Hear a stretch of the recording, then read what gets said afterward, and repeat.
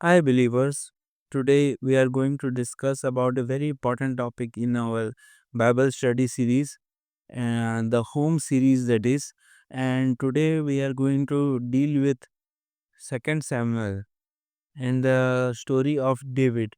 How David was in a way alike with Christ and how his works and his kindness resembles our Savior's Jesus Christ's uh, kindness. Although he was a man, he was in an inferior covenant, but at the same point of time, he is told of as the one who is having a heart like God.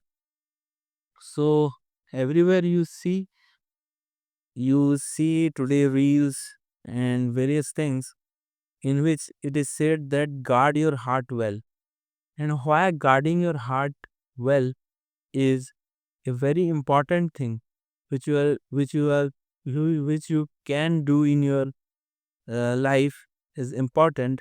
Today we are going to discuss through the scriptures. So before going to the scriptures and starting the Bible study, let's everyone pray.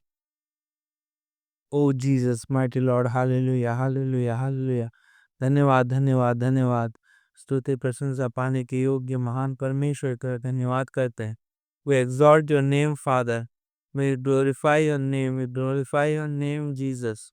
We exalt your name, Holy Spirit. I beg for your help, Holy Spirit. Come and take possession over me. And whatever I am going to say in the Spirit, let it flow with nuance and with craftsmanship, not of my intelligence, but of your spiritual presence. O Holy Spirit, guide me through this journey when I take my fellow believers to the topic of Christ resemblance or Christ like identity building. So please help me, and I know that my prayers are answered in Jesus' name. Amen. So, when we start off with the verses from the chapter of Samuel, Second Samuel, that is chapter 9, in the New Living Translation, we see that the heading says David's kindness to Mephibosheth. So, don't get too scared about what these big names are. You must have heard about Goliath and David's encounter. And now it's time for David's kindness to be shown to Mephibosheth. So I am reading from the NIV and NKJV, that is the New King James Version, and the from verse 1. If you are having your Bible, either it is digital or your hard copy, hard copy Bible, you please open it up and read it. I am reading it from uh, the tablet, and the NKJV version says like this from verse 1. Now David said, is there still anyone who is left of the house of Saul, that I may show him kindness for Jonathan's sake? So here we are seeing that this is the lineage of King Saul. Who is King Saul? You can Google it and search it and research about it. Saul was the first king of the united 12 tribes of Israel. And he was the one who is known for betraying the kingdom and betraying his own self and getting doomed in the process. From verse 1, David is asking, is there anyone left who is left of the house of Saul? So he is asking whether or not his lineage has ended or anyone is left. And there was a servant of the house of Saul whose name was Ziba. So when they had called him to David, the king said, are you Ziba? He said, at your service. Then the king said, here king refers to David. Okay. Is there not still someone of the house of Saul to whom I may show the kindness of God? He is saying that he is going to show the kindness of God to the person who is in the lineage of Saul. So, in this way, you can know that David wanted to show the kindness not of his own stature, of his own ability, but he wanted to show the kindness of him through God. And God, did he try to overcome God and place himself in a better place than God? No, but he took the place of God. As in the old covenant, in the Old Testament, we know from our Bible reading that God used to talk through three offices.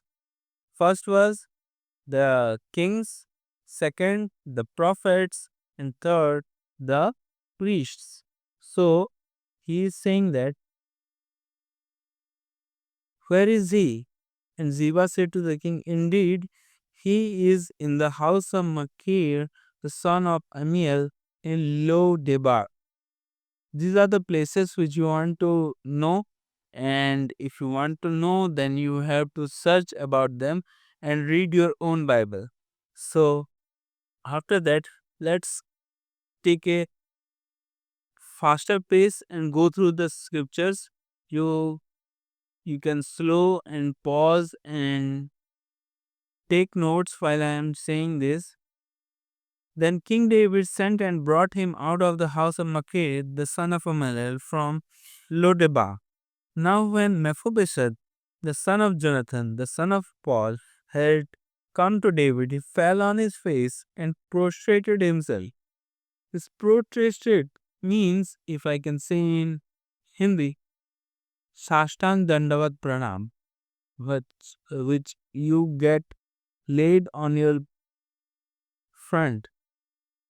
And he is doing like that. And he is saying that, then David said, Mephibosheth, and he answered, here is your servant. So, when you are under a king, then you are under authority. Whenever you are doing anything in your office, in your school, in your jobs, whatever authority is above you, you are bound to answer to them, because they hold the responsibility and they hold the keys to your future.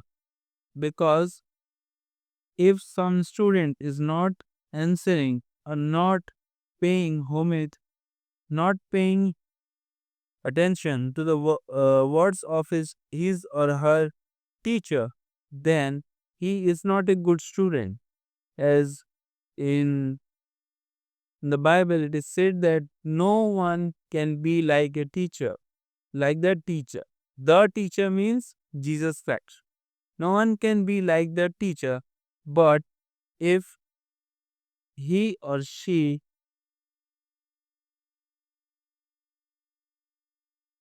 remembers and obeys the commands of the teacher, then he will be like the teacher.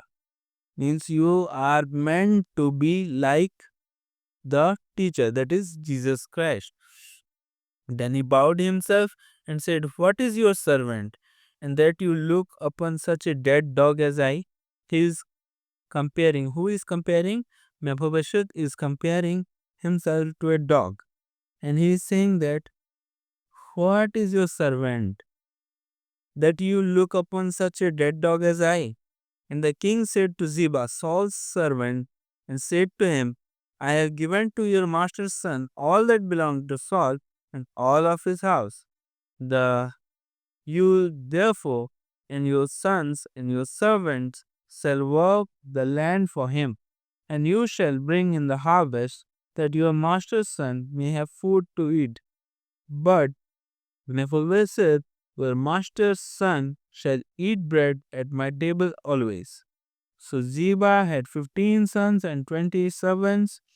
Then Ziba said to the king, according to all that my lord the king has commanded his servant, so will your servant do. As for Mephibosheth, said the king, he shall eat at my table like one of the king's sons. So here we have two things which we are going to discuss. First, the kingship of the son, and second, the gi- the respect and kindness being showed to the son. If we take the parable of the if we take the parable of the prodigal son, in which the prodigal son takes away the inheritance of his and he goes away and wastes all the money what he had on various trivial things. But when he is remembering his father, that in my father's house the servants eat better food than I do, why not I go? Why not he's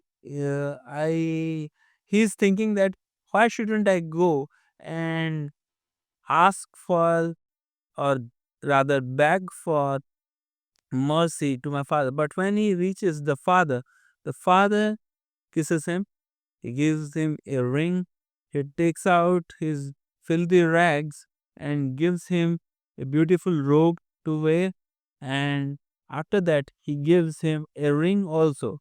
So three things: ring, sandal, and robe. These three things are given by the father to the prodigal son, and the prodigal son enjoys and there is a parties. Like that only our king, our ruler, Jesus Christ of Nazareth, has promised us that, and he has given us the robe of righteousness, second, the ring of authority, and third, the sandals of a son, that is the sonship. He has given us authority, he has given us sonship, and he has given us what? Righteousness. So, after that, if you will highlight, if you want to highlight, I want you to highlight the 12th and 13th verse. Mephibosheth had a young son whose name was Micah, and all who dwelt in the house of Ziba were servants of Mephibosheth. So Mephibosheth dwelt in Jerusalem, for he ate continually at the king's table, and he was lame in both his feet. So first of all, when there is restoration in the life of Mephibosheth, there happens first restoration, second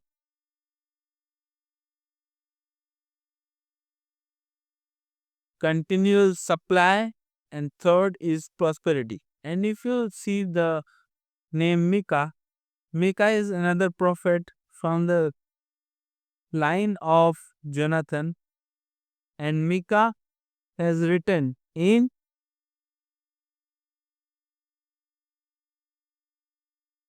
his books that how they entered into the rest that was given by King David.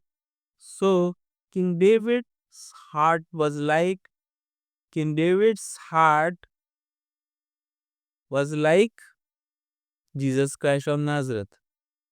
Jesus Christ of Nazareth, or Jesus Christ as you may know, he was filled with empathy whenever he saw someone who is needy, someone who is poor, or someone who is in need, in disease, or in any kind of mental, emotional, physical, or spiritual debt.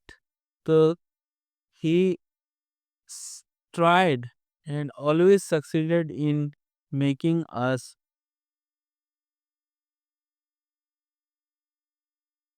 the sons and daughters of the Most High God.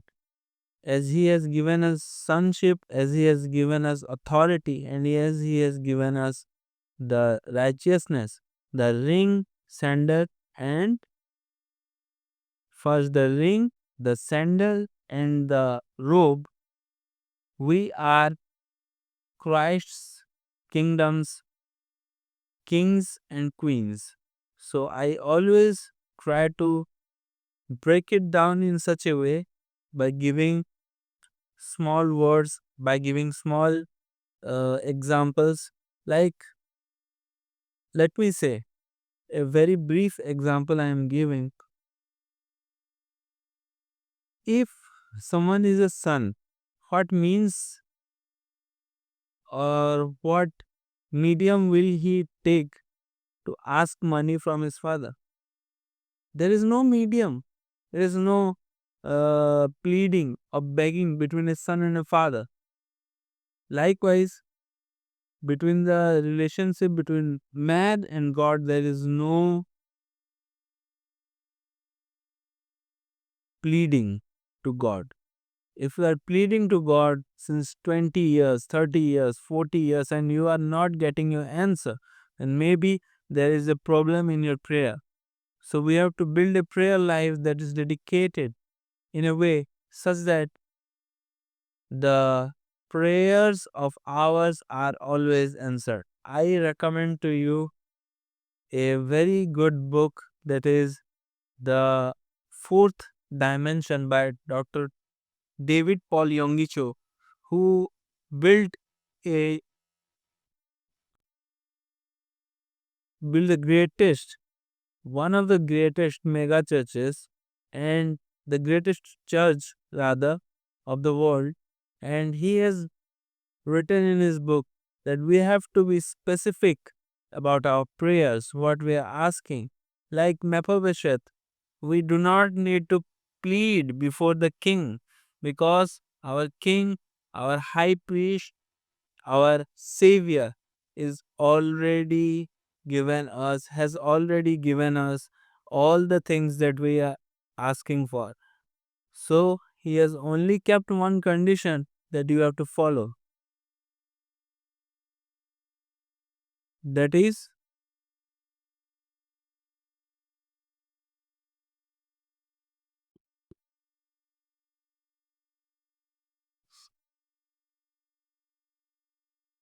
be in prayer and keep your prayer life clean. And he has only one condition that we have to follow, that is be always kind to others, love others as you love yourself, and love your God with all your body, mind, spirit. That's the only condition he has kept.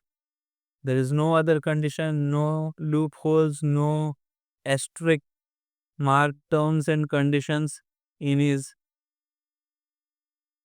teachings.